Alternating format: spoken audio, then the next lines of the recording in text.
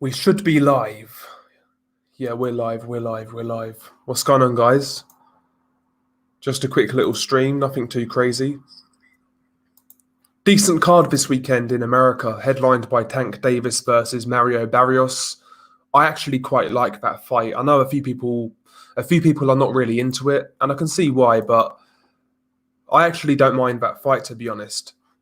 I actually don't mind that fight. I think Barrios brings certain risks to the table for Tank Davis, and it'll be interesting to see how he handles that. Much bigger man, Mario Barrios. Decent straight puncher, hits relatively hard, so it'll be interesting to see how Tank kind of deals with a bigger man. Leo Santa Cruz, he was the taller, longer guy, but he never really had the power to keep Tank honest, and you saw how much Leo was tagging Tank Davis.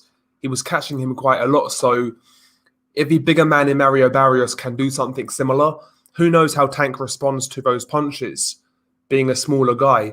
I think it's an interesting fight. The only kind of worry I do have is whether there's a rehydration clause. That's the only worry I have. But apart from that, I think it's a pretty good fight. You have Jason Rosario versus Erickson Lubin on the undercard, which I really like. I think that's a very good fight. So all in all, I think it's quite a good card. Big up to Unrivaled Boxing Talk in the house. Salute to you, sir. Celtic Crusader. Big up, Del, and everybody in the chat every single time. What's up, Del? Shout out to Silver this weekend. So happy you beat that fucking piece of shit up. Yeah, man. Chavez Jr., man. I mean, this guy at one point in time, man, had all of the advantages in the world, man. When he was coming up, he had the father's name, all of the hype in the world, and he couldn't stay dedicated to the sport, man. It is what it is.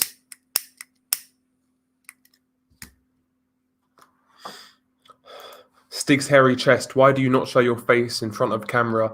You keyboard warriors are all cowards. Where's your face, Stig? Where's your face? I'm too pretty to be on boxing live streams, man. I'm too pretty. Because I know some of the boxing fraternity aren't exactly, a lot of these guys are degenerates. So I wouldn't like to think what they're doing with my images. Do you know what I mean? Big up to Timmy Nealon.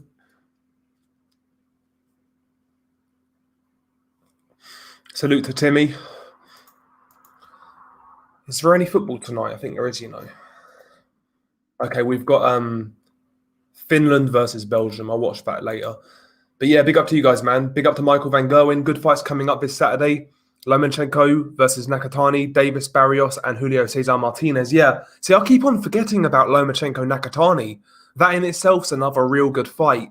Lomachenko, in terms of skill, is levels above, right? We know that. But physically, Nakatani is so much bigger. He's so much longer. He'll pose some problems in that fight. I think it's a difficult comeback fight. For Lomachenko. Nakatani is genuine top 10 in the lightweight division. Obviously knocked out Felix Verdejo in his last fight and gave Teofimo Lopez a real hard fight as well. So Nakatani's not a scrub. He's a tough dude, man. He's a tough dude. Big up to Jiho Park in the house. Boxing Barry as well, man. Big up to Boxing Barry. I like the name. Boxing Barry, big up to you, man.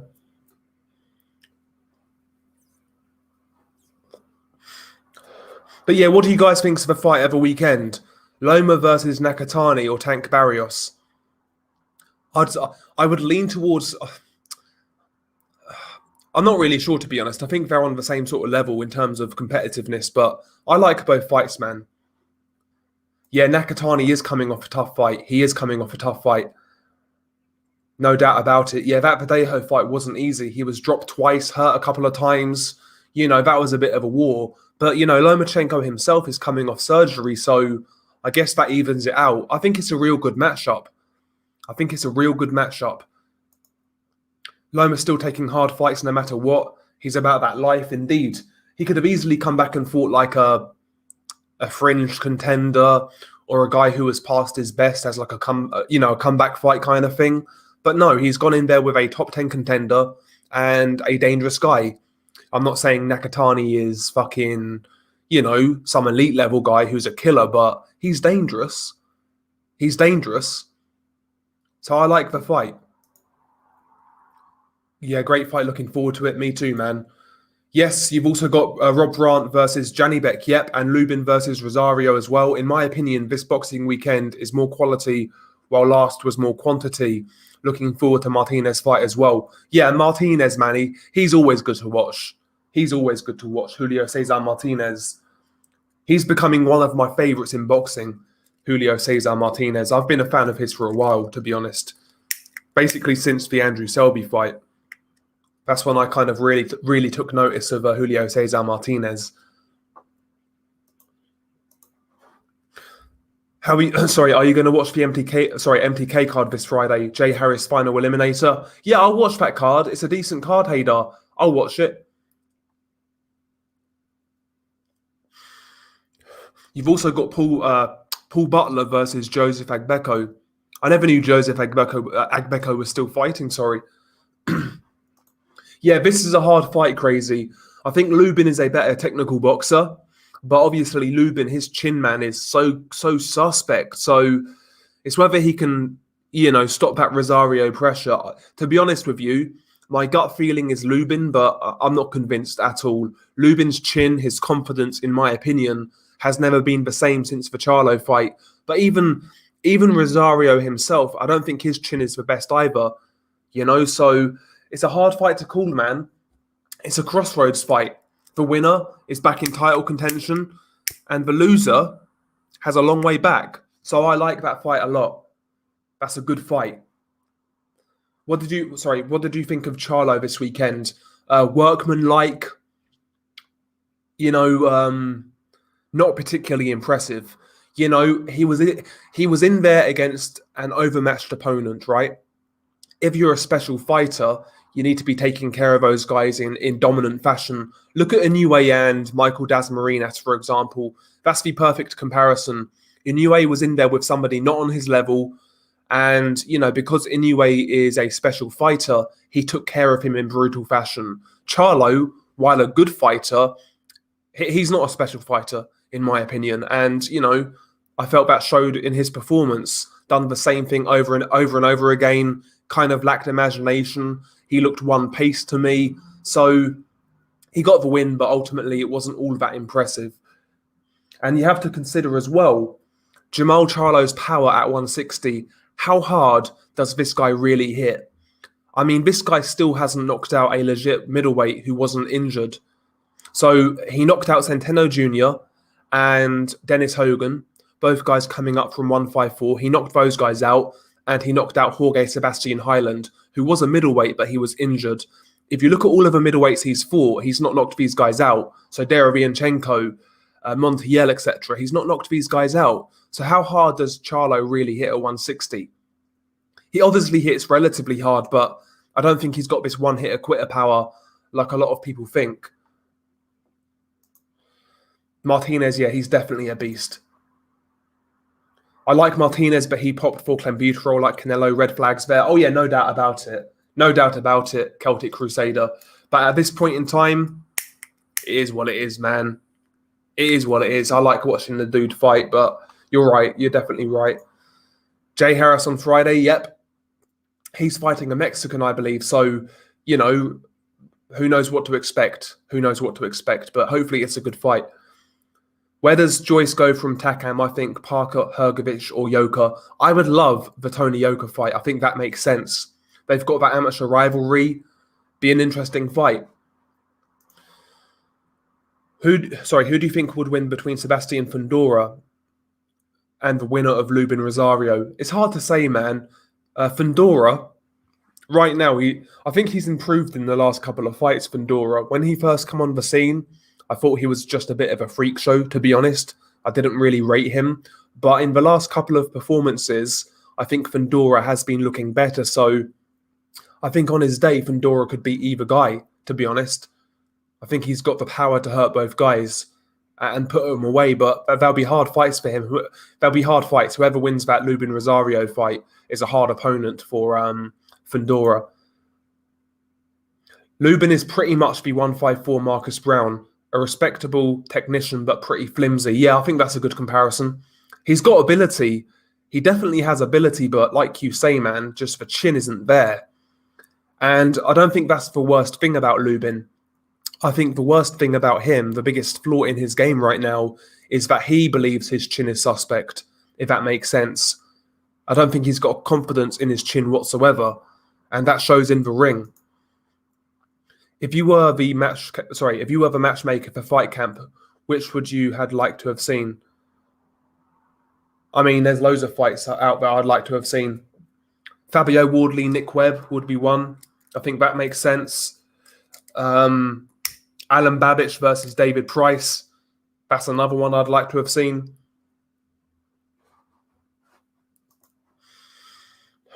No, but I've heard about it, Michael Van Gerwen. I know he was going in on Wilder and Fury, I believe. But yeah, I've not seen it.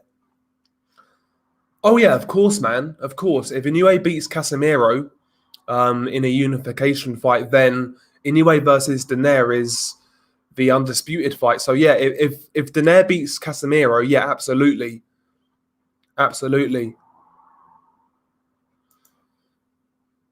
Yeah, Ryan Garcia, man. I mean, right now, I've got no interest in Ryan Garcia. Until he fights, until I see this guy step in the ring, that's when I'll be interested, because his fight with Fortuna was announced and that fell through. So until this guy actually is in the ring, I'm gonna pay him no mind, to be honest. I'm going to pay him no mind whatsoever.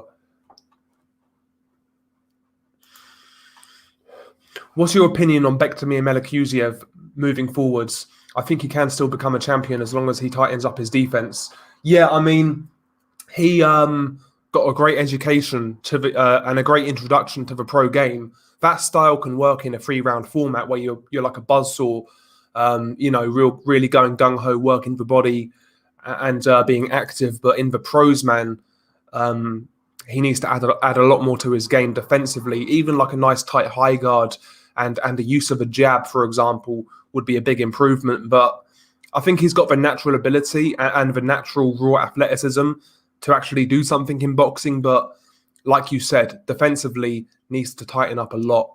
He needs to tighten up a lot. But we'll see where he goes, man. We'll see where he goes. You know, young fighters have been knocked out in the past and they have come back and become world champions. It's happened. So I wouldn't rule out Bektemir Melikuziev, but back to the drawing board.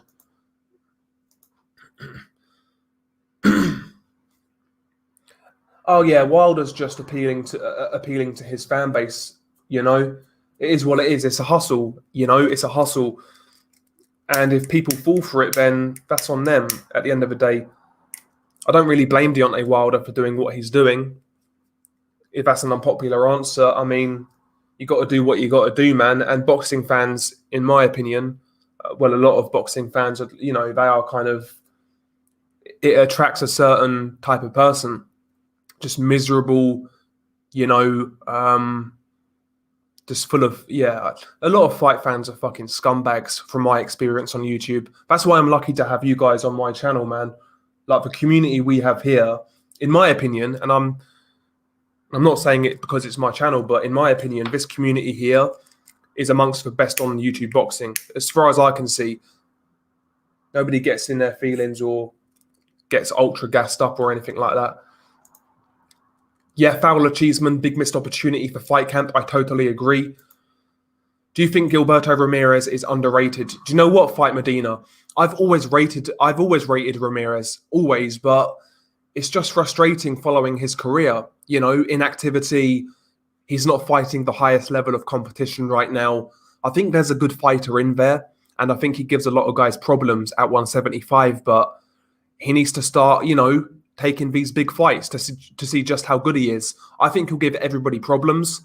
Whether he can become a champion at 175, who knows? I would pick Gilberto Ramirez to beat Joe Smith Jr. So I think he's got the potential, but we'll see. I think he's good, but we need to see more. Yes, big up to John Gonzalez. Salute to John. Oh yeah, no doubt whatsoever, man. I can't fucking talk. I mean, look at my fucking second channel. Look at the shit I cover on there. I'm not exactly a holier than thou individual. Do you know what I mean? But I'm talking about, you know, how people view. I can't explain it, man. I'm not going to get into it, man. But Price is apparently fighting on Fight Camp. Might be Wardley because he doesn't have an opponent. Confirmed the source that Pricey is coming back in is Sporting Icons. Okay. Interesting. That's a good fight. David Price, Fabio Wardley. Good fight.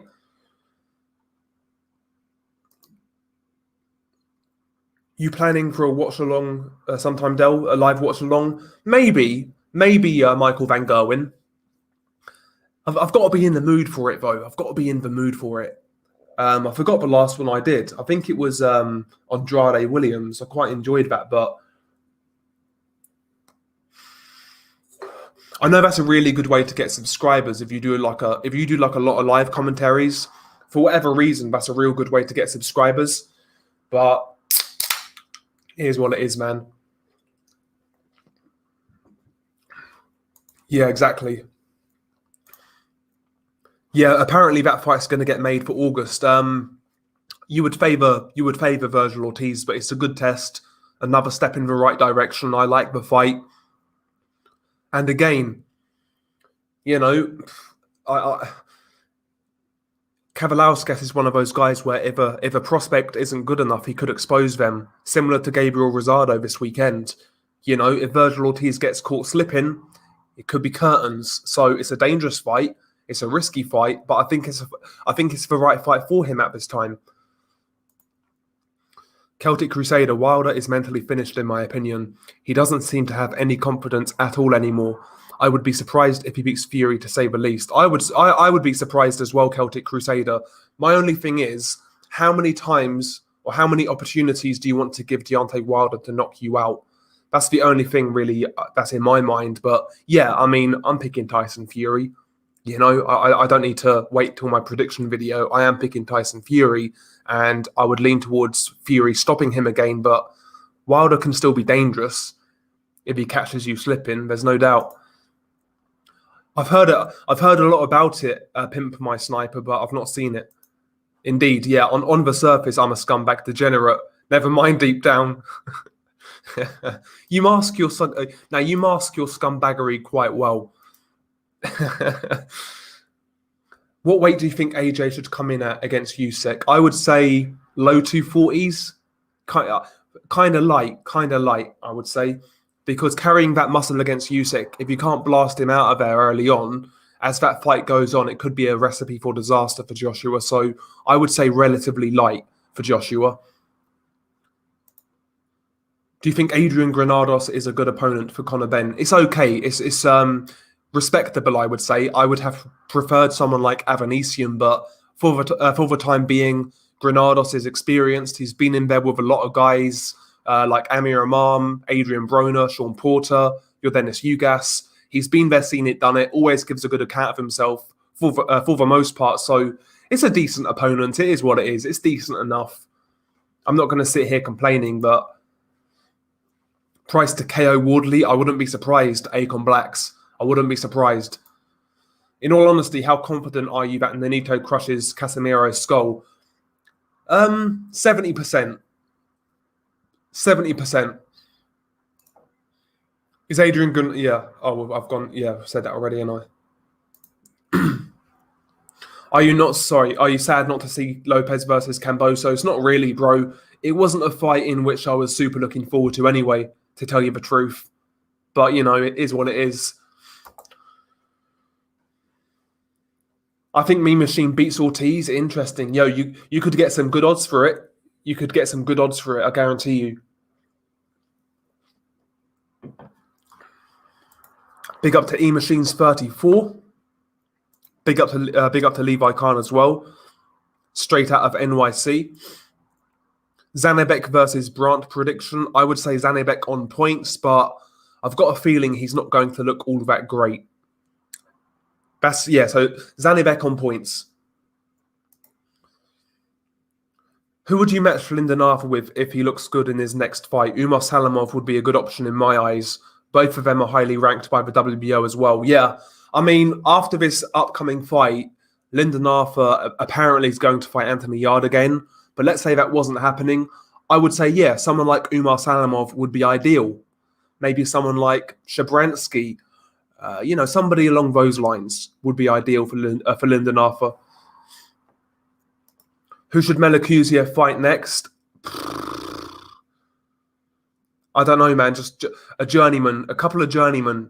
Try and hone that defense, make that defense better. Learn against a couple of journeymen, and then come back and fight at a higher level. But if he can't beat Gabriel, if he's getting flatlined by Rosado, it can't be against anybody of super high level. Avanesian is too much for Ben right now, and Matchroom know it. They put Avanesian on ice after signing him purposely. Feel bad for the Russian in that regard. Yeah, I want to see him fight again, bro. He's fun to watch. He's great to watch, in fact. If Terence Crawford fought Errol Spence Jr., who do you think would win? Believe it or not, I've got Errol Spence Jr. I think he'll grind him down for a late stoppage. I think that'll be a back-and-forth fight. I think Terence Crawford starts that fight well. But I think the constant pressure and body attack of Errol Spence might grind down Terence Crawford. It's a good fight, though. Hopefully, well, again, it's a fight in which should have happened a long time ago, but you know how boxing is. Oh, yeah, Chavez Jr. is a fucking disgrace, man. What a bad look for boxing. Losing to Anderson Silva, a 46-year-old Anderson Silva, who's had leg breaks, who's been knocked out, who's shot to bits. Anderson Silva outboxed Chavez Jr. Chavez Jr. needs to fucking retire before he embarrasses himself even more. I mean, that guy, man, I don't think Chavez Jr. should be cleared to box. That guy is clearly a fucking drug addict of some description. That guy's tweaking in interviews. He looks like a nervous wreck. Chavez Jr. should not fight again. Guy's a fucking clown, in my opinion. Do you prefer Joshua's new style and weight or AJ of old style and old weight? I think the new style is more beneficial for him going forwards, to be honest. I preferred watching the old AJ, but this new style is more beneficial for him. Michael Bounty Hunter looks foolish now that his fight with whoever got pushed back. Ducked Hergovich, now he's on ice. Yep. See, that's the risk you take when you turn down sure things. That's the risk you take. Arthur should fight Johnson. Easy for Fish Eyes to make. That's another fight. Yeah. Lyndon Arthur, Callum Johnson. Great fight. Did you hear Joshua say Wilder's not an elite fighter? Again, I've heard about the interview, but I've not seen it. But yeah, I did know he said that, yeah. But he's not wrong in terms of technique and skill. He's not wrong.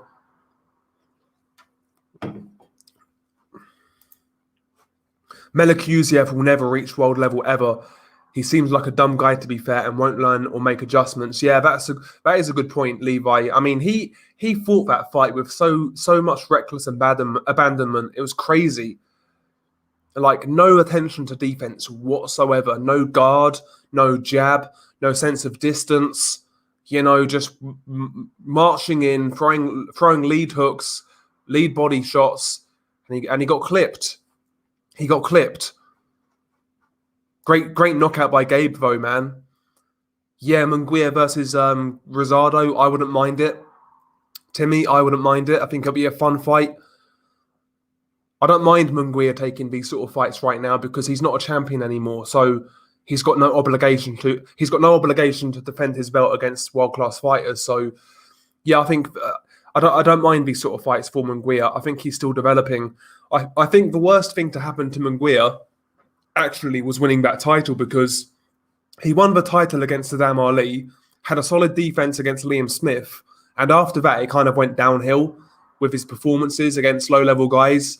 He was trying to develop while he still had a title, basically. Now he's not got that title. He can afford to take these sort of fights and learn on the job kind of thing. So yeah, I think that's the best thing to happen to Munguia, was moving up and dropping that title.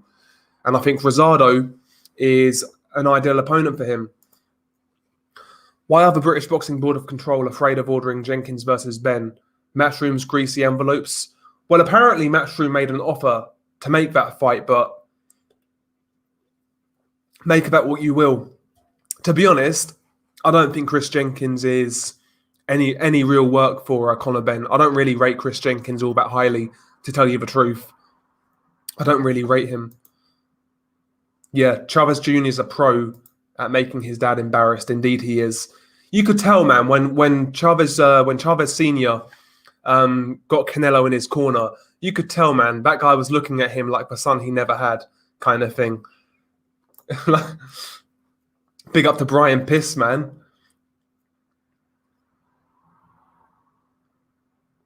Yeah, it is funny, Pimp My Sniper, but I can't watch that content, man. It's just not for me, man. It's not for me. Even if it is funny. True, yeah, true machines. Yeah, Rosado as well. He is better than his record looks, if that makes sense. But still, he was set up by a veteran. He was giving the veteran far too many openings, and he got found out, basically. So he needs to drop down, fight a couple of tough journeymen who can go rounds and work on a few things, in my opinion. White versus Ruiz, who wins? Do you know what? Before fucking Ruiz Areola, I might have went with Ruiz, but I felt Ruiz looked terrible in that fight, to be honest. I thought he looked awful. So it's a hard one, man. It's a hard one. I would call it, I might lean towards Dillian White, but with no confidence. Yes, big up to Mad Chad Boxing and Sports. Salute to Mad Chad. By the way, guys, check out Mad Chad's channel. Very good stuff.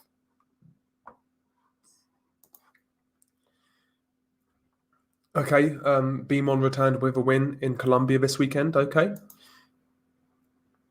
I think Jake Paul should fight Chavez Jr. You never know, bro. Jake Paul actually takes boxing more fucking seriously. He trains harder. He looks in better shape. Chavez Jr. might beat him. Chavez Jr. will probably make an OnlyFans and live off that when he ultimately ends his humiliating boxing career. Yep. Yeah, I heard that, Levi. Heard that.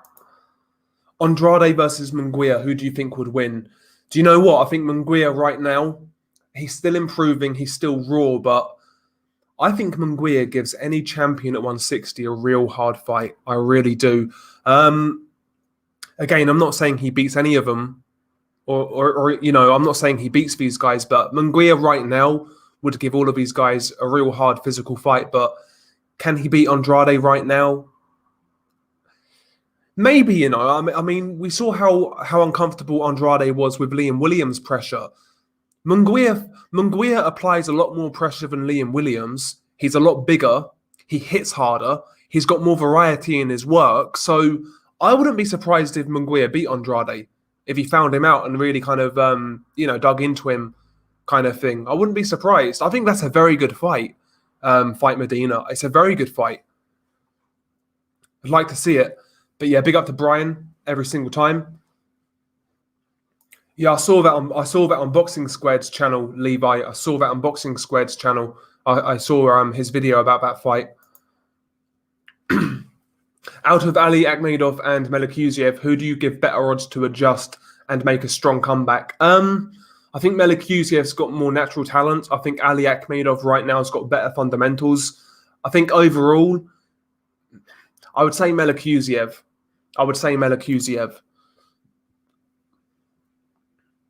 Yeah, I agree, Levi. Euro level at best. Frank Sanchez versus F.A. Ajagba. Who have you got?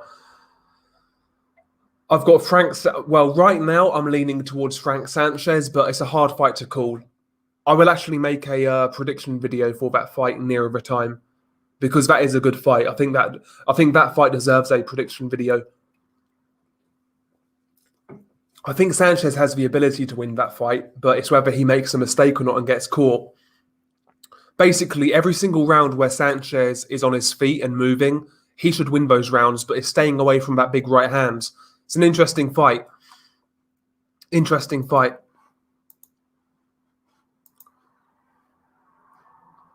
By the way, lads, if you could smash the like, be much appreciated. Okay, Levi's got Tank stopping Barrios early on Saturday. Easy work. I don't think it'll be easy, you know. I really don't. I don't think it's going to be easy. We've got no idea how Tank's power is going to carry to 140. I mean, Barrios is a big guy. If he can rehydrate and there's no rehydration clause, maybe, who knows, man? Maybe he's too durable, too big. I think it's an interesting fight.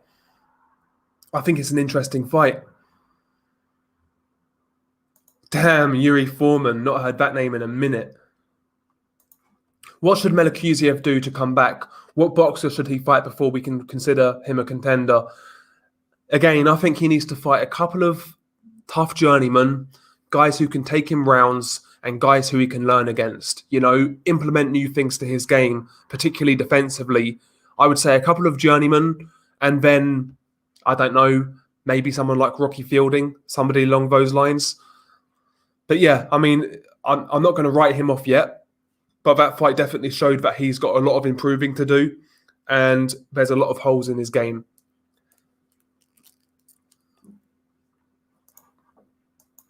Del, I do think you underrate Andrade a bit. Yeah, he's got technical flaws, but he's athletically gifted and I don't think anybody at 160 beats him easily.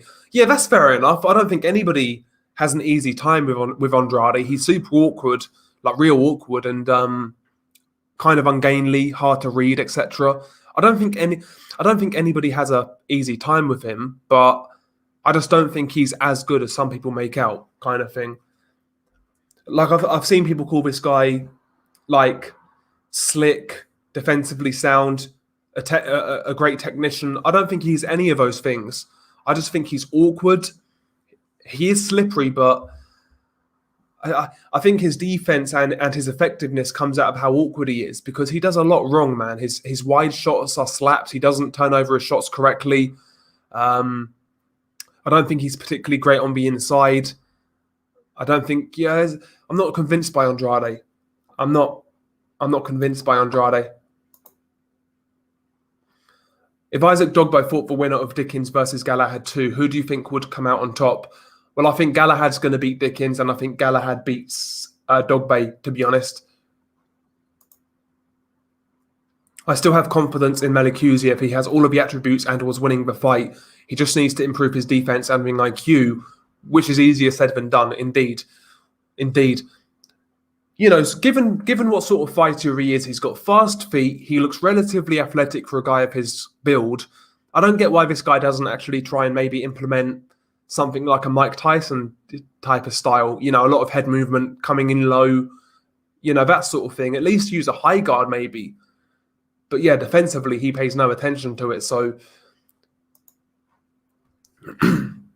never seen him, Mr. Relax. Never seen him. I'm assuming he's Turkish by that name. I respectfully disagree, Delboy. Barrios ain't got nothing to stop Tank with. Easy work for Gervonta. Should be a stoppage in my opinion. Yeah, we'll see, man. We'll see. Maybe you're right. Who knows?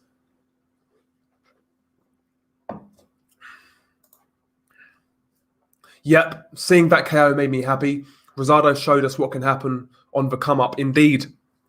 And that's why guys like Rosado are so vital for the sport, man, because these are the guys who separate the men from the boys. If you're a world-class prospect and you're ready to get to the next level, you will beat Gabriel Rosado. But if you still have improving to do, then he'll either make you look really bad or beat you. He's that sort of guy. And, you know, you've got to give Rosado a lot of credit. Look at the guys he's beaten, man. And he's been shafted a couple of times. I felt he clearly beat George Arias. Not George Arias. Wherever his fucking Luis Arias. I felt he clearly won that fight. I felt he clearly beat Martin Murray. I felt he got jobbed by Peter Quillin. I felt he got jobbed in the Jalen Love fight. Rosado's had a lot of bad luck in his career. He's had a lot of bad luck. So, you know, I was pleased for him. If anybody deserves that sort of moment, it's Rosado. The guy's a fucking warrior.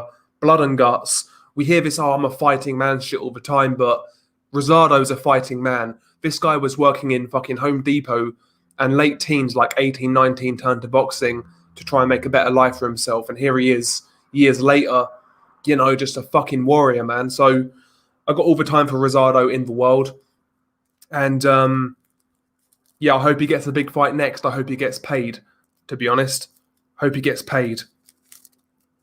Got a lot of time for Rosado. And I admire his self-belief as well. If you've heard that guy talk in interviews, a lot of people are going to think he comes across as arrogant. But I find that endearing because this guy's had 12, 13 losses, whatever it is, and he's still got that amount of belief in himself. That's admirable, in my opinion. I can't hate on Rosado. Not at all. Yeah, exactly. Yeah, that's what I'm thinking. Yeah. I would say Rocky Fielding after a couple of journeymen for Melikuziev. Demetrius Andrade's for Keith Thurman of 160, both were overrated. I much preferred watching Keith Thurman though, man. I thought he was much more entertaining. Fuck Melikuziev, he showed no respect to Rosado and paid dearly, very stupid tactics. Doesn't deserve contender recognition whatsoever until further notice. That's fair. Who has better hooks, Logan Paul or Andrade? I'll give it to Andrade. I'm feeling generous. Yeah, that's true crazy, yeah. Thurman's wins over Danny Garcia, Sean Porter are good wins. Inouye's already fresh out of opponents at Top Rank Laugh Out Loud, wrong side of the street. He needs to fuck right off with Bob and get with a PBC. Easier said than done, man. Who knows what his contract situation is. If I was Inoue, we know what's going to happen. Daenerys fighting Casemiro and Rigondeaux's going to fight the winner. So Undisputed is out of a question for quite some time. If I was Inoue, I'd maybe ask Top Rank to get in touch with the Zone and Matchroom and have a one-off fight with Akhmadaliev, move up to super bantamweight, try and beat Akhmadaliev. If you win, regardless of what happens, move back down, kind of thing. A one-off fight against Akhmadaliev. Chavez Jr. is making a strong claim to rival Marvis Fraser as the worst son of a boxer of an all-time great fighter ever. Yep. I bet there will be 168 prospects will stay away from. Sorry, I bet there will be 168 prospects that will stay away from Rosado, like Berlanga or David Morrell. Indeed. See, I do rate David Morrell though. I think he would beat Rosado, but Berlanga, the way that guy fucking takes risks, coming forwards, attacking, throwing wide hooks, you could see Rosado tagging him coming in. See, that would be a great fight, Brandon. That would be a great fucking fight. Rosado Berlanga. Who do you think Queen Ryan Garcia is going to fight next? I heard a rumor about Richard Comey, but I think that was bullshit. If it's Richard Comey, I'll be fucking happy. But I think he's going to be Rolando Romero or Rolly Romero, whatever he's fucking called. I wonder how good Yard would be if he had more amateur fights. For somebody with only 12 amateur fights, he is very good. Most fighters with that little fights wouldn't be anywhere near as good as him. Yeah, he's clearly a quick learner. He's clearly athletically gifted. There's no doubt about it. It's not just having more amateur fights, but also a better trainer from Jump Street. I think he's got natural ability to a certain extent, and I think he should be further along than he is. But, it's one of those things, I guess.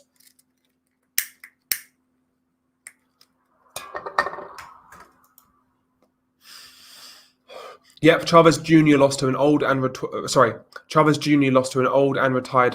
former MMA champion, while Rosado flattened an undefeated top prospect who he was favoured to lose against. Levels indeed.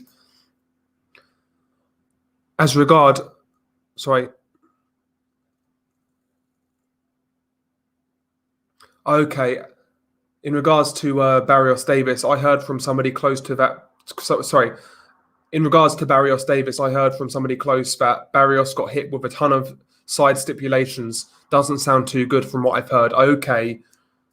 Well, that makes sense considering how big Barrios is, and it seems like a weird fight to make. So that does make sense.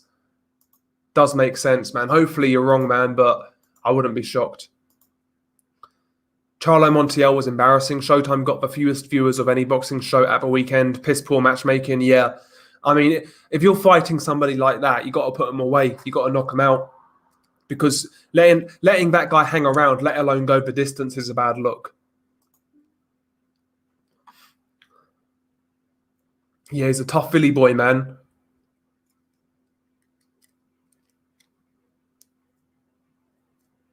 He's a tough old boy.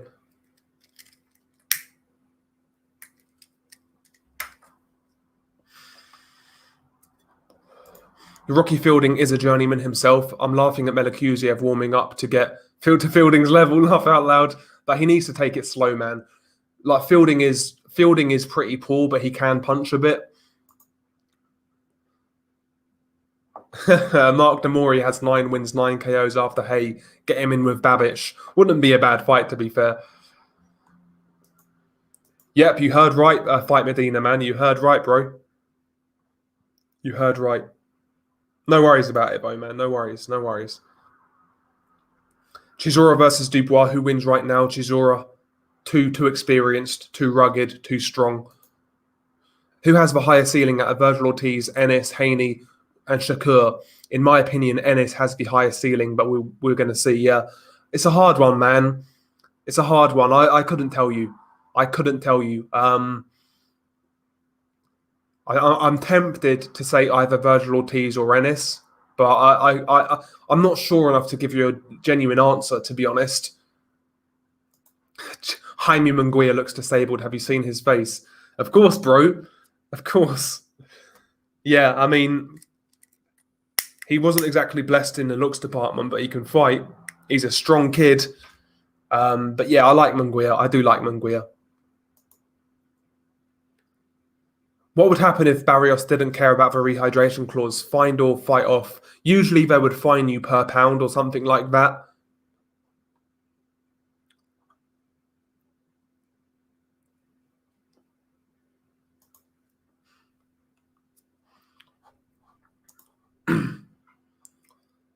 How would Hector Macho Camacho do against the British 140-pounders like Hatton, Amir Khan, or Josh Taylor?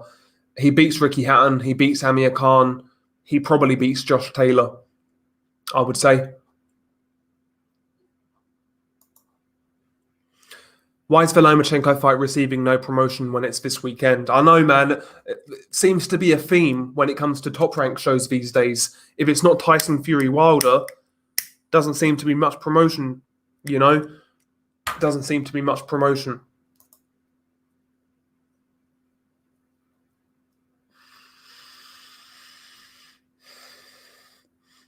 No, I watched it the next day. I'm not going to stay up for that shit. Do you think Yard is now too determined and focused to lose to Arthur? Listen, man, he's got to be focused and determined, but he can definitely lose again. I mean, the technical defects are there for Anthony Yard. He's always going to struggle with a guy who can box and move behind a jab, but I think he can win. I think he can win the rematch. Me personally, I felt the first fight was a lot closer than people made out. I felt it could have gone either way. I actually had that first fight a draw. I felt it was a real hard fight to score. A lot of close rounds. You know, to me, Yard really threw that fight away, man. When he actually let go of his hands late on, he hurt Arthur. So I think Yard can win the rematch with a couple of adjustments, just be a bit more aggressive.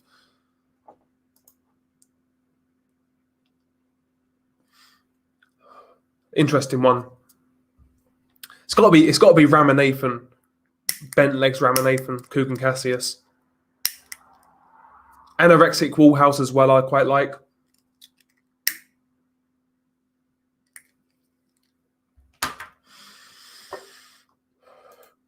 Yeah, I mean, you could argue, Toby. You could argue he beat Danny Jacobs. Me personally, yeah, with that fight, I don't think it was a robbery. It could have gone either way, but yeah, one of those ones. Yeah, I'm not great, bro. I'm not great at rolling them. I'm not great at all. Ennis or Ugas? I would say Ennis, to be honest. I think Ugas would be a good test, though. I think that would be a very good test.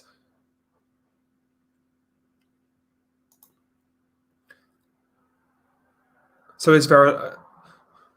Well, it's up in the air. J9898. It's not really been confirmed, but a lot of people are speculating that. And John Gonzalez came in earlier. He's saying that people close to Barrios are saying there is a rehydration clause. So I've got no idea. Ultimately, fight are you looking forward to most on Fight Camp? I do like that fight between Tommy McCarthy and Chris Billum-Smith. I think that's a good fight. I think that might be the most evenly matched fight on the whole card, or on all of the cards. I don't mind Kid Galahad, Jazza Dickens too, believe it or not. I think that's a decent fight. I like Buatsi versus Bolotniks. Even do you know what? Yeah, even Yildirim versus Cullen is a good fight.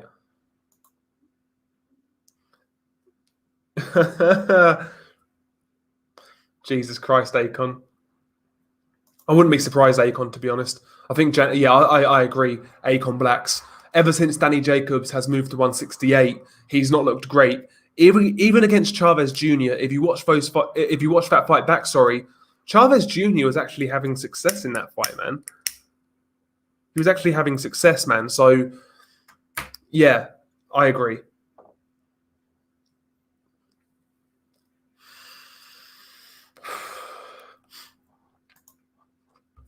I thought Yard beat Arthur 7 rounds to 5, but it was razor close. I can see why some people scored it to Arthur. In my opinion, Yard is the better fighter than Arthur. Just had the wrong game plan. I agree. I think more so than Arthur won that fight, I think Yard threw it away. I think that fight was there for him on the table, but he wasn't willing to step through the gears. I think that's an anxiety thing. I think that's a confidence thing. Based on the Kovalev fight, we know what happened when he let it all hang out there. He tried to knock out Kovalev, and his gas tank went. I think that's still. I think that was in the back of his mind against Arthur. That if he went, I think what he was thinking was, if I go out and try and knock this dude out and I can't stop him, I'm going to gas late on. I think that was in his mind. Hence why he only started to do it in the last round. But I think it was a confidence thing that let him down. Blair Cobbs versus Maurice Hooker, who wins? It's a good fight, but I'd say Maurice Hooker. I'd say Hooker. Top 5 heavyweight based on who can beat who. Fuck me. I'd say Fury, Joshua, Usyk, Wilder, White. That's my top 5. Which result has pissed you off the most in recent years? Not necessarily because it was a robbery, just because you really didn't like one guy to win. I'm still livid about Ward Kovalev. To be honest, there's very few fights, certainly in recent years, where I thought to myself, I wish that guy fucking lost because I don't like him. That's not really happened in recent years, but it's mainly robberies, bro, for me. It's mainly robberies, like Golovkin-Canelo 1. Vasquez versus Lewis Ritson was a bad one that pissed me off. There's a lot of robberies. It's mainly all robberies. Any robbery you can think of, it pissed me off.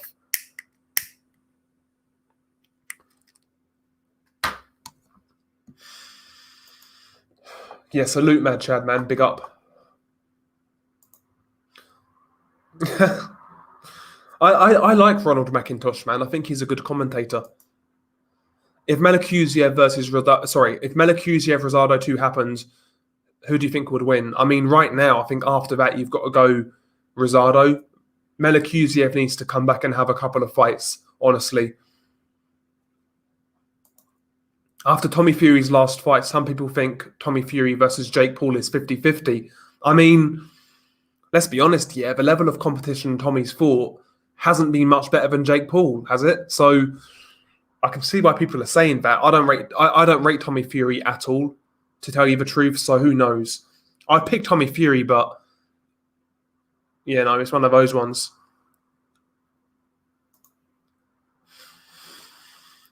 Yeah, he definitely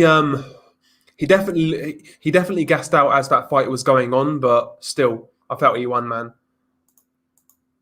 Oh yeah, Gabalo versus Rodriguez was bad, but I would say Rolly Romero versus Jackson Marinez was worse. That was a bad one. Mine was Klitschko Fury. I hate Fury. Yeah, I'm not a big Fury fan. When promoters' pets are exposed, it's quite satisfying. Yeah, it is, man. There's no doubt.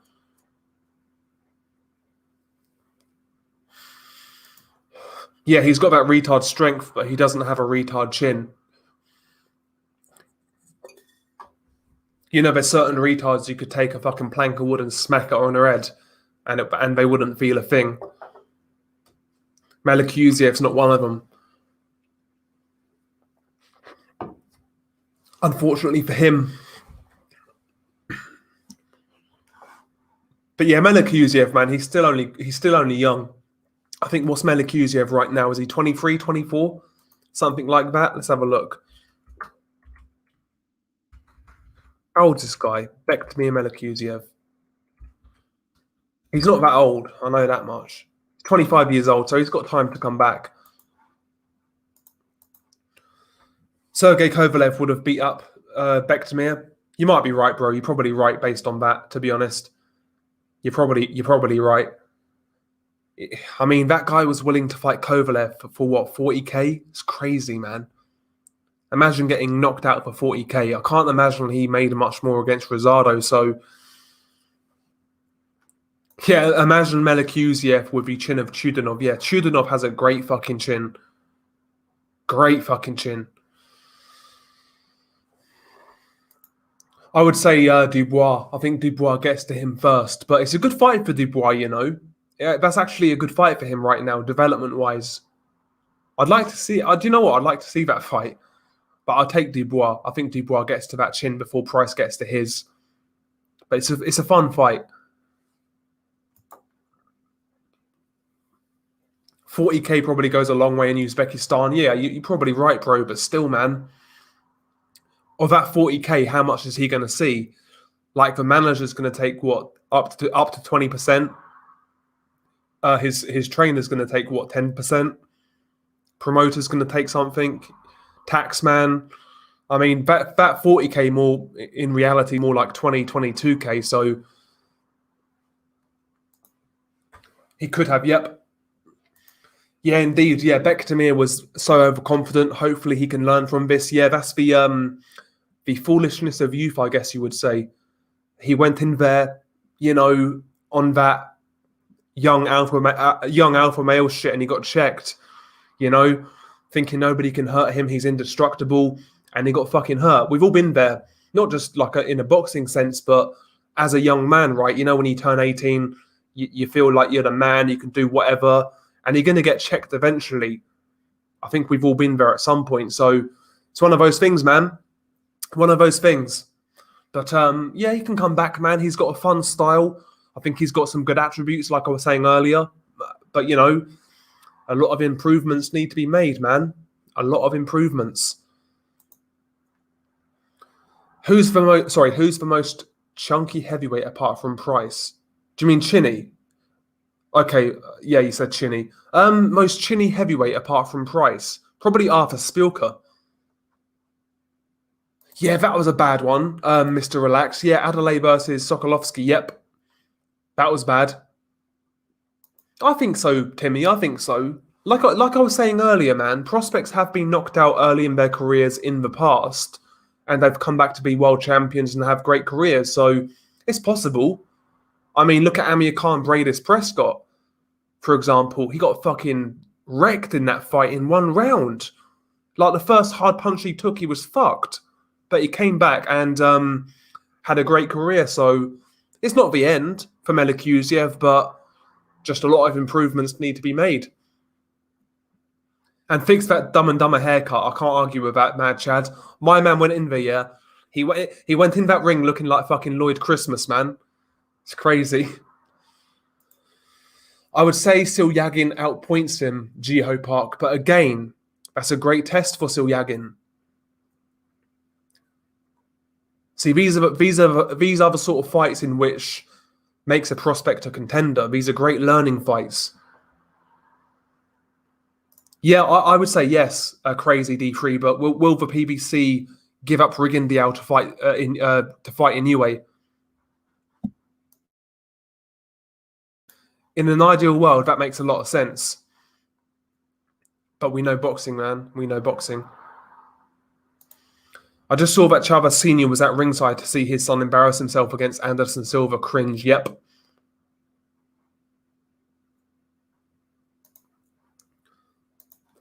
I said before the Sakalovsky fight, Gorman would beat Adelaide. I agree. Akon Blacks, I agree. Fisheye says Joyce is going to fight for the WBA title next year, but what about the other belts? And there you go.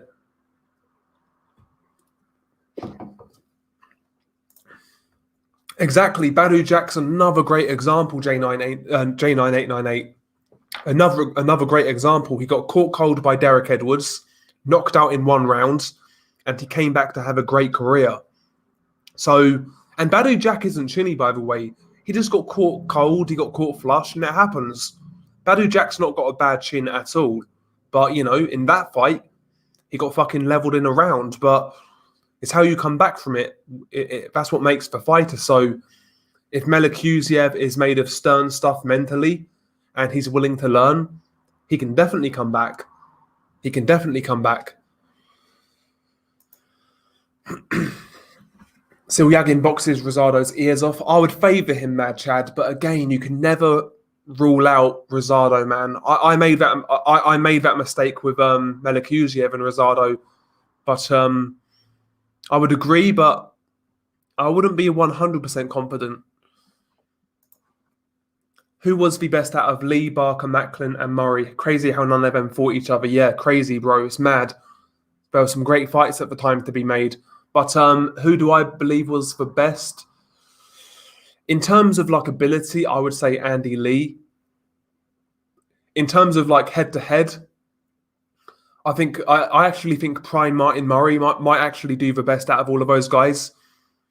I think Prime Martin Murray beats Darren Barker. I think he beats Matthew Macklin. And I think he beats Andy Lee, to be honest. Imagine the press conference if Macho Camacho and Broner fought each other. It would sell pay-per-view with all the trash talk. Yeah, Macho Camacho was a great trash talker. Yeah, buddy. He was great, man. He was great. Again, boxing doesn't really have that sort of character anymore. You know, like Hector Camacho or the guy on my screen right now, Mayorga. Boxing doesn't have these characters anymore, man. Or very few of them, at least. Just authentic, like, just, you know, trash talkers, cocky, arrogant, not scared to say what they want to say. Again, like, if Hector Camacho or Mayorga were around today, they would get cancelled by the media. Ideal DAZN commentary team would be, for DAZN? I mean, I would say Paulie Malignaggi, Roy Jones Jr. I'm not really sure, to be honest. I wouldn't mind seeing Ian Dark.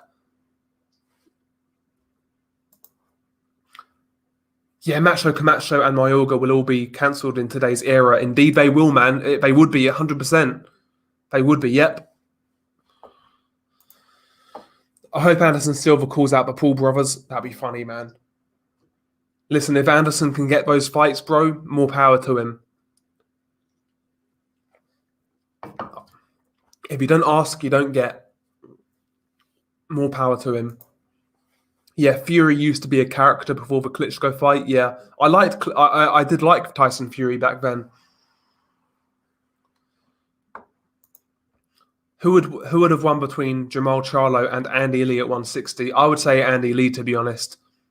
I would say no, Jamal Charlo. When we're talking, I would say Jamal Charlo beats Andy Lee at 160. I'd say Jamal Charlo. I mean, you saw Andy Lee go life and death with Peter Quillin.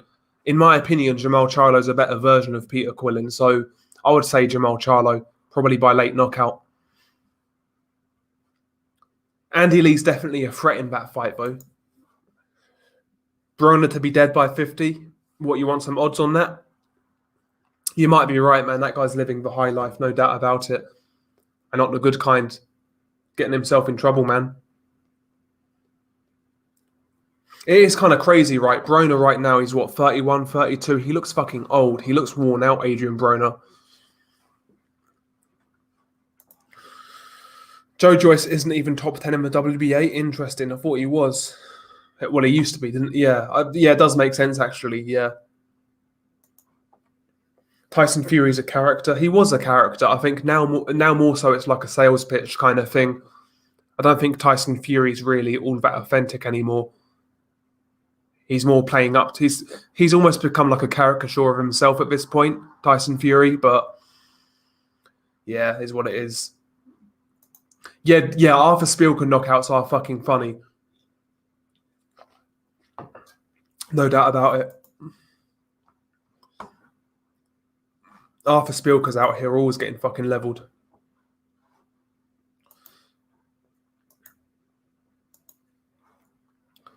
And by the way, lads, if you could smash the like, it'd be much appreciated, man. Be much appreciated.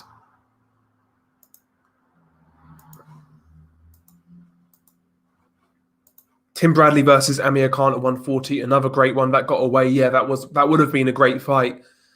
Almost like a 50-50. You could see Amir Khan keeping Tim on the outside and peppering him with straight punches kind of thing. But if Tim gets on his chest and starts working, I think Amir Khan would have a lot of problems. It's a hard one to call that, prime for prime. That fight really should have happened in, 2011? Early 2012? So that time period, I might lean towards Tim Bradley ever so slightly, to be honest. But it would have been a great fight. It would have been a great fight. Yeah. Yeah, exactly, Akon. Yeah, smash the like, indeed. Hit the like. Chisora used to be a character as well until the Bean Masons got to him. I think Chisora is still a character, man. He still is what he is, really. A bit of a crazy guy. He's definitely a character, Derek. Do you know what? I would actually like Dillian. I don't mind Dillian White as a character, as an individual. The thing with Dillian White, I kind of can't stomach is like his fanboys. But Dillian White as an individual, I don't actually mind Dillian White, to be honest. As like just a person, I don't mind him. Just his fanboys kind of piss me off. But I think Dillian's a bit of a character. Seems pretty genuine to me.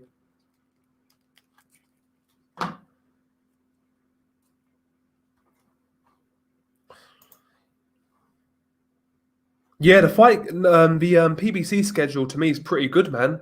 When it was first announced a little while ago, bro, I was like, that's a good schedule, man. And I mean, look at the card so far. Figueroa versus Neri, great fight, great card. The card after that, Daner Ubali, was a great card. Even this Charlo card, the main event wasn't strong, but there's a couple of good fights on the undercard. Almeida versus Leo, and Isaac Cruz versus Francisco Vargas. They've all been good cards on Showtime so far. Charlo versus Castano coming up as well. Barrios versus Tank, which I like. The PBC schedule is pretty tight, to be honest. It's pretty good. People act like the PBC are the worst thing to happen to boxing, but you know their schedule's no worse than the other promoters. In fact, it might be a bit better. So I'll criticize promoters when I feel they need to be criticized, but this year, have you heard me criticizing the PBC? No, because I think the product so far has been pretty good, to be honest. Again, it could always be better. There's always more fights we want to see, or better fights at times, but for the most part, PBC this year have been relatively good. You got Spence Pacquiao, how can I forget? It's a great fight. Stephen Fulton, Brandon Figueroa, great fucking fight. Listen, man, the PBC this year, if you take their cards individually, there's some very good cards, man. Some very good cards. Zion, is there like a new schedule then? Or are you just talking about the current schedule, if that makes sense? Yeah, Fury used to be comedy gold, like when he called Price and Bellew gay lovers, but his gags become worn out now. Plus, he contradicts himself. Look at what he said about AJ Usyk in the span of a few days. Yeah, exactly. Usyk is the most underrated fighter in boxing right now, man. Most people, especially casuals, don't give him a chance against Joshua. Yeah, there are certain people who underrate him. Mainly Joshua fans, which makes no sense, really. If I was a Joshua fan, I'd be bigging up Alexander Usyk because it makes the win look a lot better. But if you're a Joshua fan and you're shitting on Usyk saying, oh, he's a small heavyweight, he's not a real heavyweight, he looked terrible against Chisora, then, well, if Joshua beats him, don't give him credit then. If you're saying Usyk is shit, don't give him credit. Like, you can't have it both ways, kind of thing. I rate Usyk highly. I think he beat Chisora clearly. I think he gives Joshua fits. So if Joshua does win, you can hold me to it. I'll give him all the credit in the world, unless it's unless it's a robbery, of course. But if Joshua wins that fight legit, he gets all of the credit in the world from me. Big up to G-Man Boxing. Check out G-Man Boxing, by the way. Really, really good channel. Really, really good channel, man. And also, G-Man, like I said on the previous stream, bro. With your second channel, bro, what I'll do is once you've uploaded a couple more videos, I'll shout you out on the second channel, because I like your second channel, bro. I've listened to both your videos so far, man. So big up to yourself.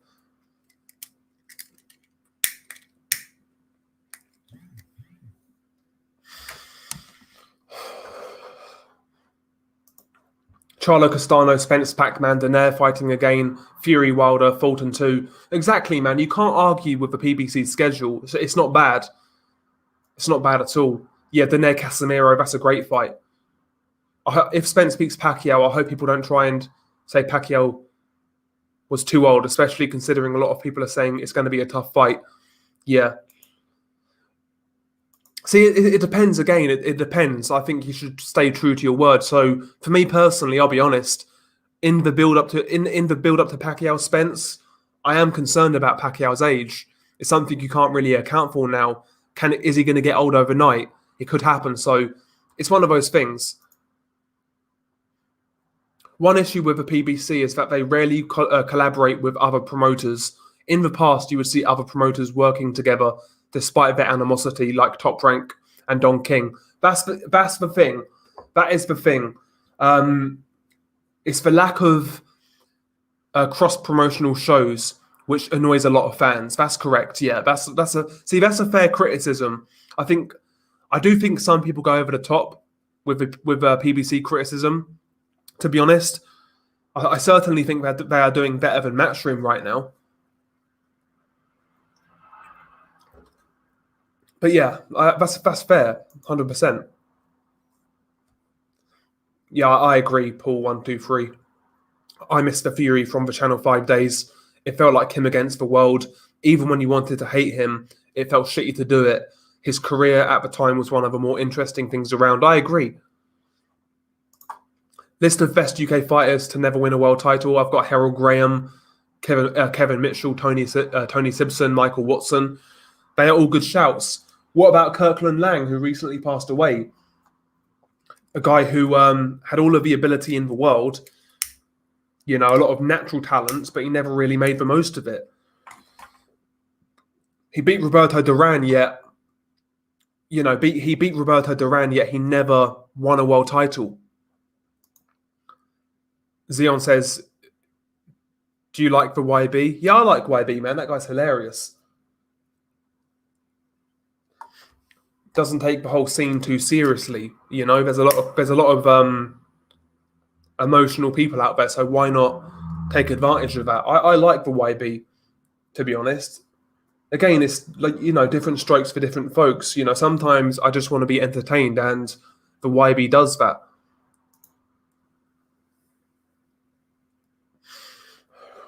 Nice one, G-Man. Yeah, I enjoyed the first two, bro. I enjoyed the first two. I was excited to watch Fury Wilder press conference, but Wilder ruined it. I hope Fury actually uses knuckles.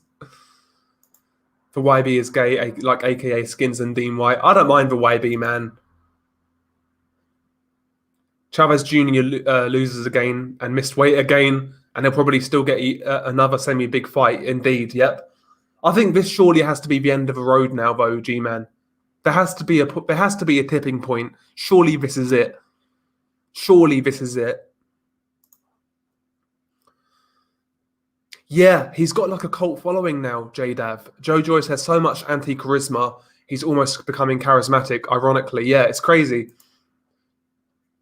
So do I, Jiho Park. I think he's going to walk him into a big left hook or an overhand right and knock him clean out. Yeah, exactly, Zion. Big up to Jay Martinez. Big up to you, sir. Yeah, Fury used to be unintentionally hilarious. Remember when he did that round table with Bruno, Lennox, AJ, and the Welsh guy? He had a suit on, but the camera caught him wearing Slazenger socks. Yeah, it's crazy. Yeah, I like Chris Andre a lot, G-Man. Very good channel. Very good channel. Joe Joyce is a G. I know what's wrong with him, but I won't say it. A good boxer for what he is. Interesting. Interesting. Thank you, Jay Martinez, man. I'm enjoying the channel so far, man. It's something new, something fresh. It's right. It's kind of I wouldn't say it's a passion of mine, but I've always kind of been interested in like horror, true crime, shit like that from a young age. So it's right up my street. It's right up my street. The only thing is I took it to an extreme with like real videos and shit, like based on real videos kind of thing, covering real, true, disturbing content. That's the only difference I made.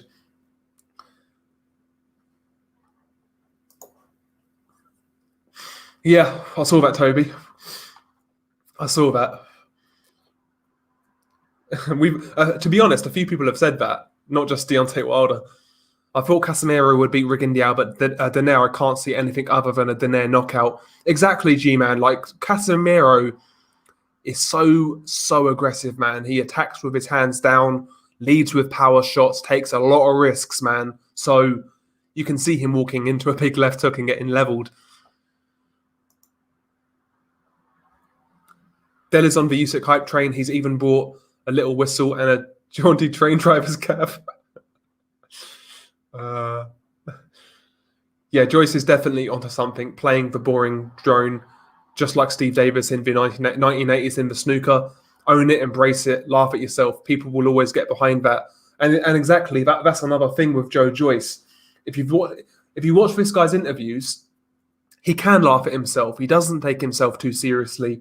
And again, to me, that's an endearing quality in anybody, if you can sit there and laugh at yourself, because the way I view life is if you take yourself so seriously, you can't even laugh at yourself. You've got no right to laugh at other people. That's how I see the world. Do you know what I mean?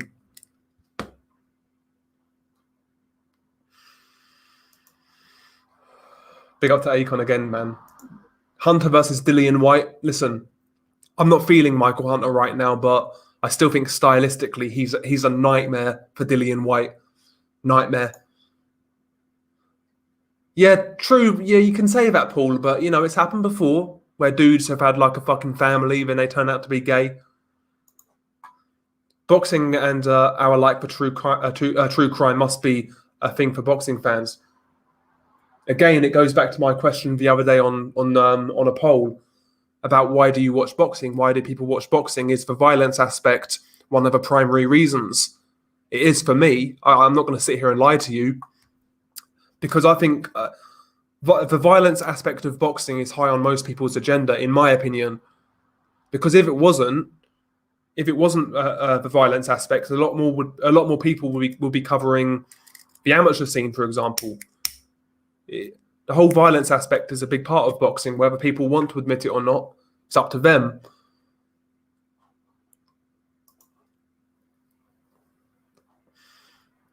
I don't really buy it. No offense, but I don't really buy it when people say, "Oh, I watch boxing for the skill of it or the sporting aspect," because if that was the case, there are so many other sports which have greater sporting integrity than boxing. Boxing, you don't always see the best versus the best, whereas football, rugby, cricket, NFL, you see the best versus the best all of the time. If it was the sporting endeavor aspect, there are so many better options than boxing. Good man, G-Man, good man. Imagine if Joe Joyce and Daniel Dubois became actors. Dell's degeneracy led him into doing one-sided post-fight reviews on snuff movies. Nah, Deontay Wilder just called him gay. That is true, crazy. Yeah, Deontay's got he's got no room to call other people suspect, has he? Let's be honest. Yeah, it's going well, Mad Chad, man. Again, I think most people have a fascination, a morbid fascination with messed up shit. Honestly. I think it's deep in our subconscious. Some people are more open with it than others, and some people take it too far. But I think we all have a built-in fascination, morbid curiosity when it comes to violence in some aspect. Like, I don't care who you are. If you drive past a fucking car crash, you're going to turn your head. I don't care whether you're a man, woman, left or right, black or white, you're going to turn your head and look. Most people have some sort of curiosity when it comes to that sort of thing. Fury's the greatest thing to come out of Europe. Gold version of Fury is legendary, I agree. Yeah, G-Man voted for violence. Lerone Richards and Joe Joyce, I can't hate them, too nice. I like both guys as well, Mr. Relax. Lerone Richards is a real nice guy. I've spoken to him on Twitter, actually. Like, real nice guy. And it's genuine as well, I think, with Lerone Richards and Joe Joyce. I want Conor Benn to lose to someone like Chris Congo. I hate him. Conor Benn's okay. He's a bit cringy at times with his little one-liners and, sound bites, but I don't find Conor Benn, like, all that offensive or anything like that. Conor Benn's okay.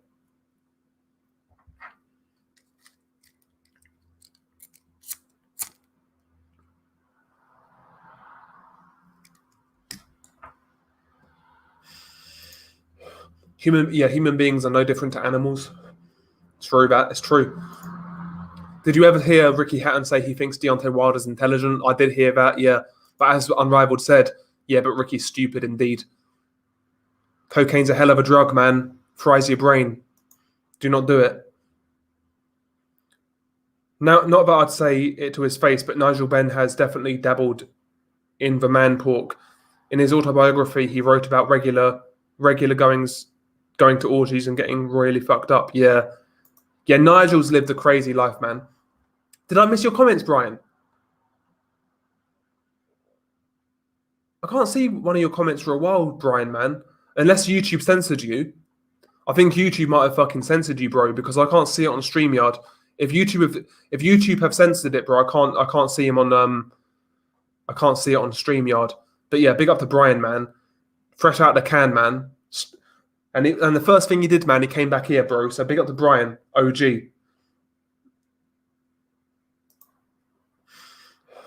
Yeah, exactly. That's how I see Conor Benn. I think Conor Benn's a nice kid. I think he's just needs to leave that kind of corny shit out.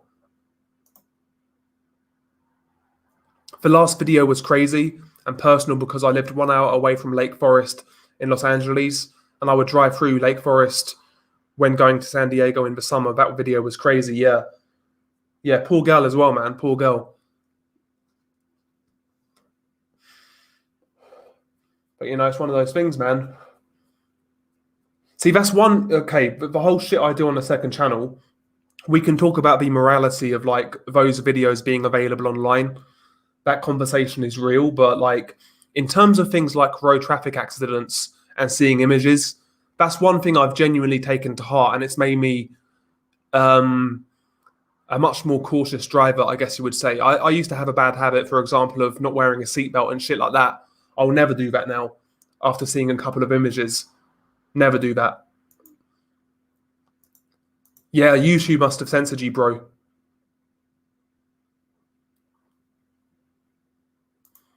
Eubank Sr. finally have a relationship with his son, Nathaniel Wilson now? No idea, bro. No idea. Honestly, I think, in all seriousness, yeah, I take the piss out of Chavez Jr., but I think that guy, I don't think that guy's in a good place. Just look at the guy. He looks unhealthy. He looks fidgety. I think that guy is a full-blown fucking cokehead, and probably a lot more. He's definitely a fiend. Yeah, that's fair enough. Oh, greatest of all time? Nah. Not top 5.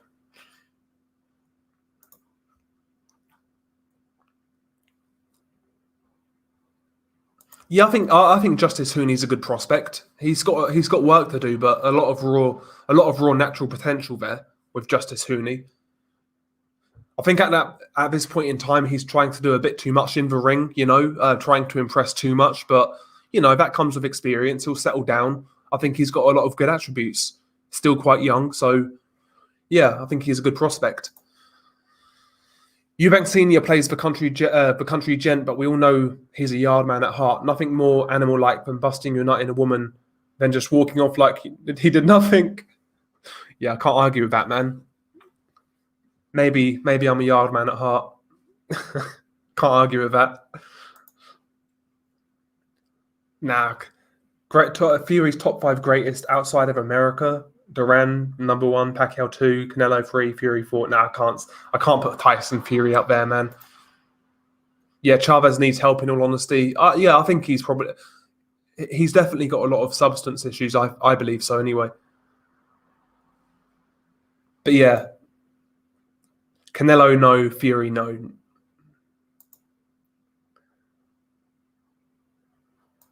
I honestly, on the come up, I did quite rate Joseph Parker. I would say Parker, yeah. I would say Parker. Parker these days, though, is I've got no real interest in Joseph Parker. When was the last good Joseph Parker fight you saw? Dillian White, maybe? Yeah, Fury's not greater than Lennox, Azuma, Arguello, Salvador Sanchez, Olivares, and Nonito, Chocolatito, Vladimir, and many, many others. I totally agree. Totally agree.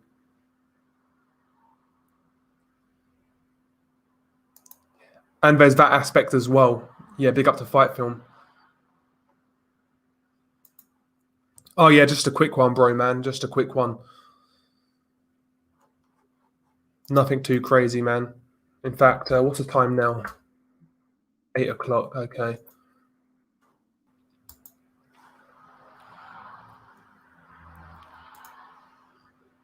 Carlos Takam's the best heavyweight of all time. Well, he's fighting Joe Joyce next, isn't he? Carlos Takam. I think he'll give Joe Joyce a couple of good rounds early on, but Joe Joyce will get on top of him, maybe stop him late. It's a good tune-up fight after a while out of the ring. Yeah, Fury's not even greater than Max Schmeling. I mean, in terms of individual wins, what's he got better than Joe Louis?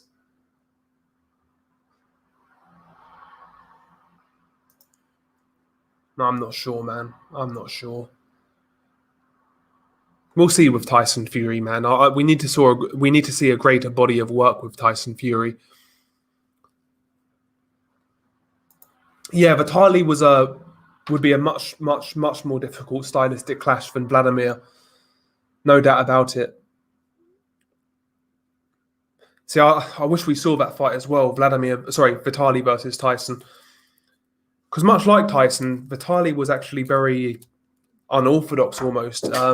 His style was so unique, and it's never really been seen before or after, to be honest. He threw a lot of punches for a heavyweight. Awkward to catch clean with that lean back style. Came in, attacked at odd angles at times as well. Vitali was an exceptionally... His rhythm was I want to say awkward, but it's just incredibly hard to read Vitali's rhythm. He's a real effective fighter. So I think stylistically, Vitali versus Tyson Fury would have been very interesting. But we know Tyson Fury can't put a dent in Vitali, so Tyson Fury would have to resort to boxing in that fight. And unlike Vladimir, if Vitali's having a few bad rounds, he's going to change things up and really go for the gusto. So I'd lean towards Vitali against Tyson Fury. Prime for prime, I'd lean towards Vitali. See, I wish Vitali came along a little bit later than he did, and he wasn't so injury prone.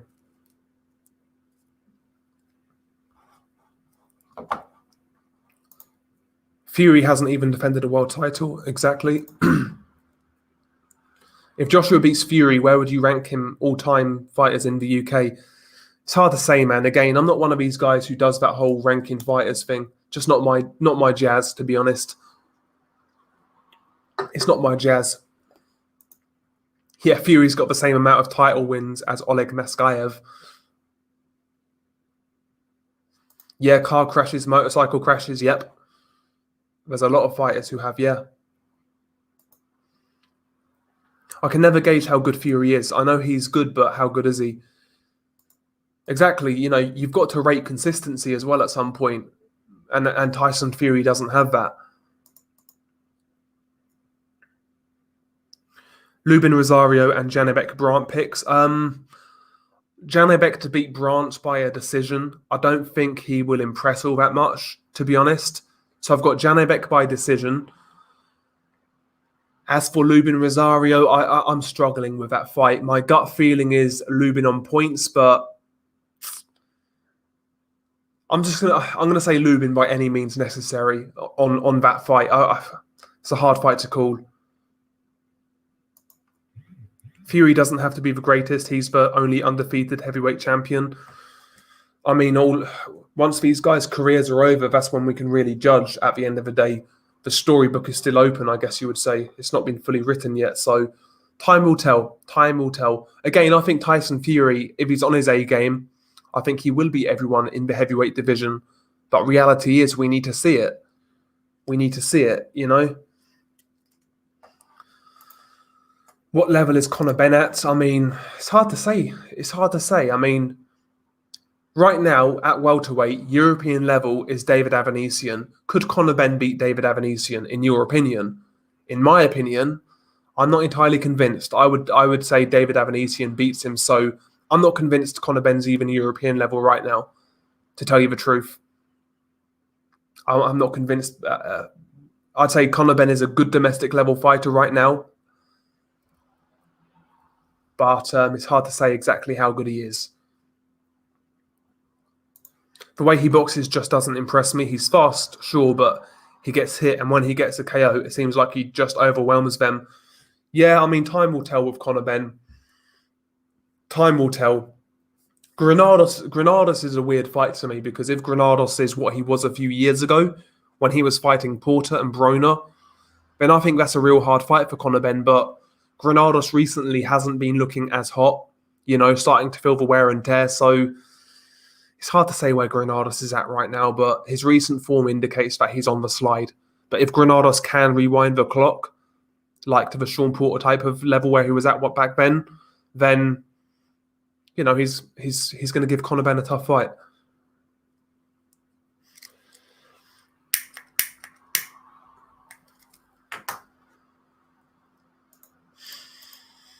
Yeah, it's always good to see.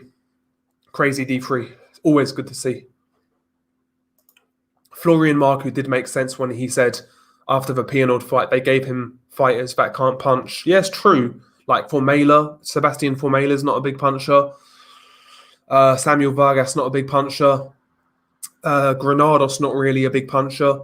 You're right. Yeah, you are right. And yeah, Marku's right.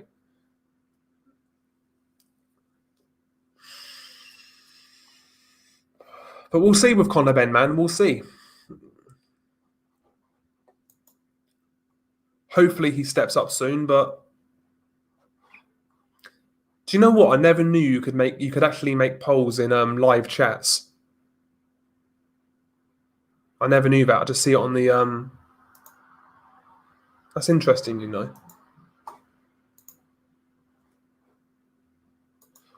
I would say Munguia, Ian Ward.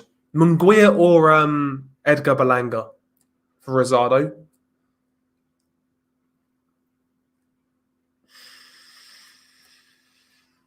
Either or.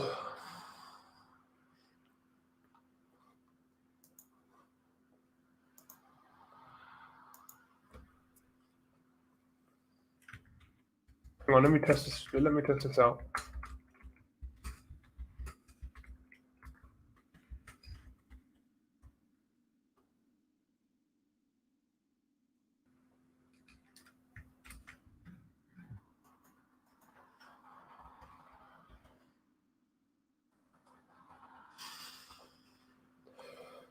Oh no, it goes to the community tab. So what the fuck, man? Oh no, it doesn't. No, it does show up. It does show up. It does show up. Oh, there you go.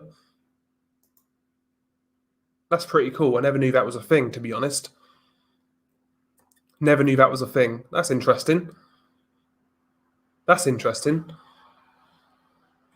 We'll have to utilize that.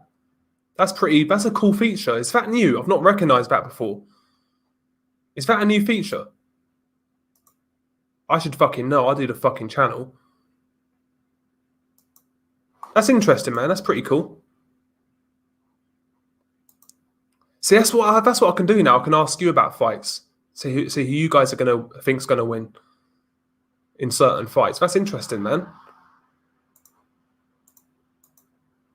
Jay Martinez, he said yes. I would say no right now, to be honest. Yeah, I think it is. It must be new, man. I've not recognised that at all. But that's pretty cool.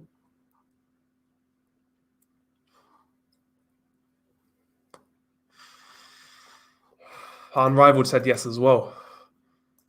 I like that feature, man. That's pretty interesting, especially for a boxing channel. That's going to be quite useful, actually.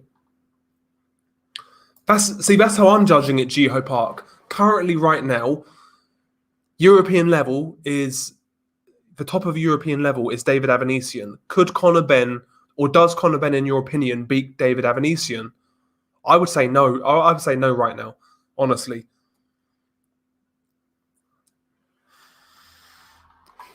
Hidden Ape says Florian Marco's going to clock Conor Benn. You could say that, Unrivaled. You could say that, but I'm using David Avanesian as the metric for European level. So maybe I'm being harsh. Maybe I'm being a harsh cunt.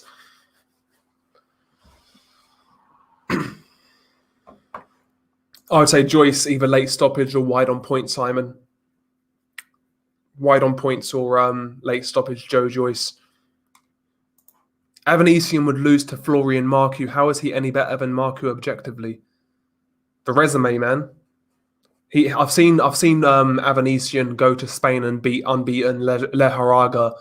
I've seen him beat an unbeaten Josh Kelly. I've seen him give Lamont Peterson a hard fight.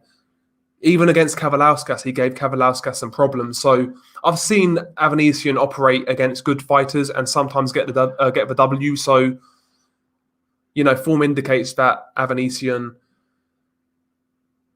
Form indicates Avanesian beats Marcu, and would Avanesian get put on his ass by Ryland Charlton, who essentially is a light welterweight, a small light welterweight?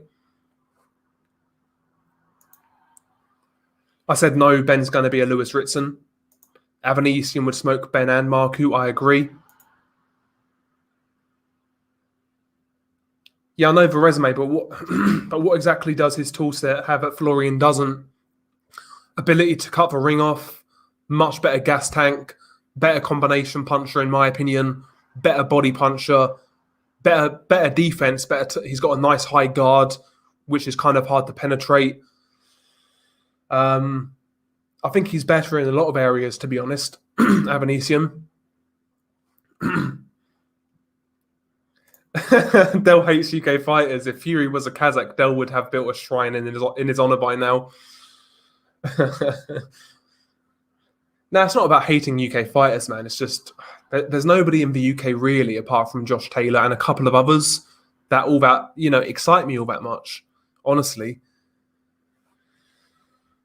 Artis Vilka beats AJ.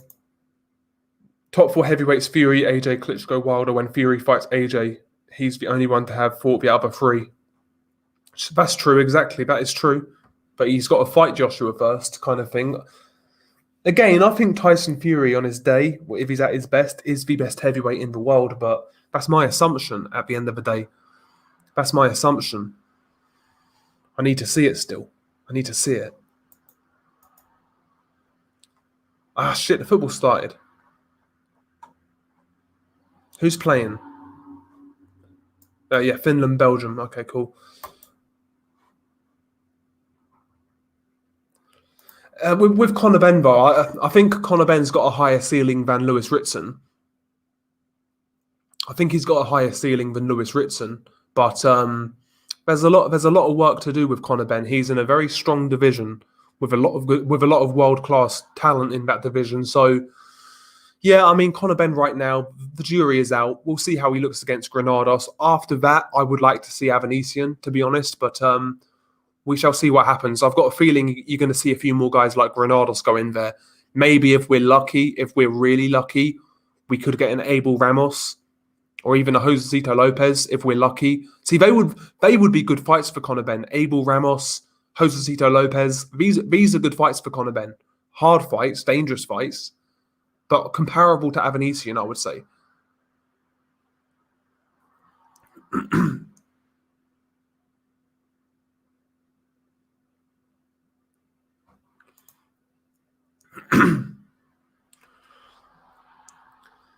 He might hit harder than those guys, but look at the guy, man. He's a small welterweight, man. He is a small welterweight who's only had a handful of fights. When these guys turn pro, usually they fight a bit above their weight class, their natural weight class, because they're not fighting title fights or 10-rounders kind of thing. Ryland Charlton is not a natural welterweight, man. Okay, Belgium are 1-0 down. Interesting. Thanks for inspiring me to work harder on my YouTube. I'm getting a lot of views, and again, thanks to you for inspiring me. I watch your videos all the time. Keep up the good work. I'll big up to you, man. Fight Medina. You should have told me you had a channel, bro. I'll check it out. So Fight Medina 360, yeah. I can't click on YouTube these days. When you look at somebody in a private chat, in a live stream chat, you can't click on their channel for whatever reason.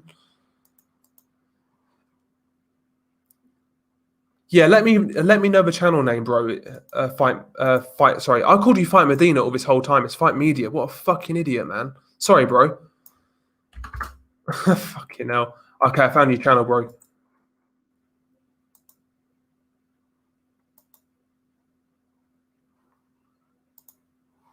Oh, nice one, bro. I found your channel. I've just subscribed to you, bro.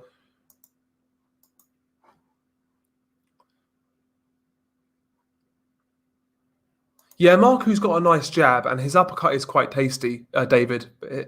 Marku's got some. Listen, I'm not saying Marku's a bad fighter or anything like that. He's got some ability, but it's far too early to chuck him in there with Avanesian. Far too early, in my opinion. I would say Conor Benn, bro. I would say Conor Benn. Do you rate Munguia higher than Hurd? I think they're both similar in styles with some differences. I think Munguia's got a higher ceiling. I actually think Munguia is more naturally athletic than Jarrett Hurd. I think he's got a better punch variety, to tell you the truth. I think he hits harder pound for pound. I think he's I do think he's better, yeah. But time will tell, man. I mean, you know, Jarrett Hurd has better wins right now, so time will tell.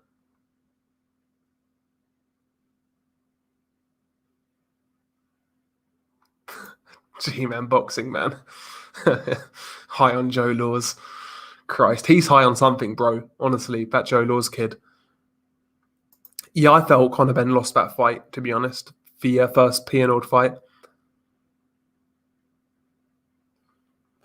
Yeah, I mean, time will tell with Florian Marku. He's got a good fight on Fight Camp, to be honest, against Maxime Prodan. So that'll be interesting. That'll be interesting. Yeah, Glanzer. I mean, we've got Joshua Usyk coming up by looks of it, so that's a good fight.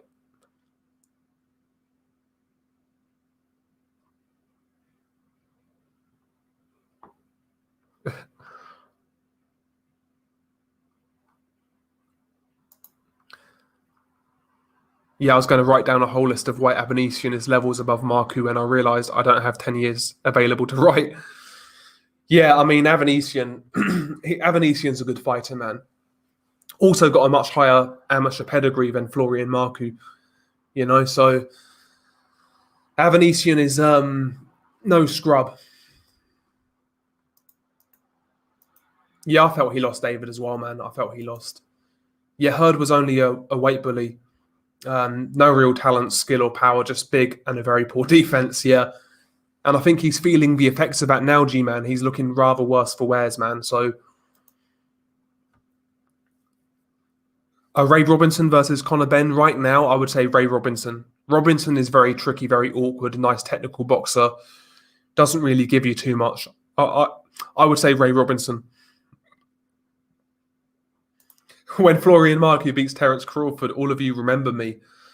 Interesting, man. I do like the fact that Florian Marku has like a real good fan base, though. It's good to see, honestly. It's good to see. And I hope he does well, man. I like Florian Marku. I think he's a character. He's entertaining. I like watching him fight. So I'm not sitting here shitting on Florian Marku. Don't get it twisted. But all I'm saying is I'm not fully convinced yet. You know? It's a hard one for me, Fight Media. Hard one. I think Virgil Ortiz Jr. has better technical fundamentals in terms of things like balance, the jab, his punch technique, I think is better. But Jaron Ennis has that athletic ability. He's quicker. He's a big dude as well, hits hard. I think that's an exceptionally hard fight to call, to tell you the truth. I might lean towards Virgil Ortiz slightly, but I wouldn't be confident. I wouldn't be confident at all. It's a good fight, though, man.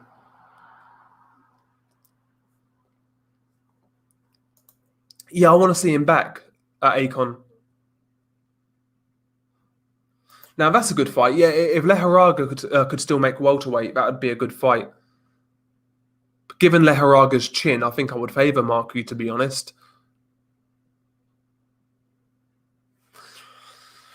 I think McKinson gives Ben a boxing lesson, but Team Ben doesn't want it. I actually think Conor Ben beats McKinson, to be honest. I think he might be a bit too busy, a bit too relentless. You know, Chris Kongo's a long-range kind of boxer, you know, likes to take his time kind of thing.